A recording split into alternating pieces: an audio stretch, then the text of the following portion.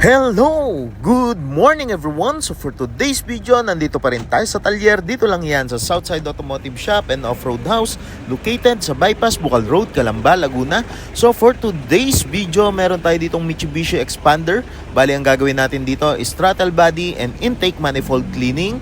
So before natin siyang linisan, i-scan muna natin siya para at least makita natin kung may mga error ba sa kanyang system. So, eto, upon scanning, nakita natin na may mga error siya. So, yan. Para before natin siyang galawin, alam natin ang history. So, eto, dito, ipakita ko sa inyo, yan. Yan yung babaklasin natin. And, eto ang kanyang throttle body. And, eto ang kanyang intake manifold.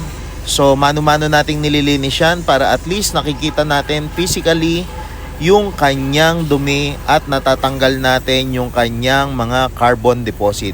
And then after nyan, ipi-PMS natin, change oil, palit ng mga filters, and brake cleaning. So sinama na rin ni sir yung package natin.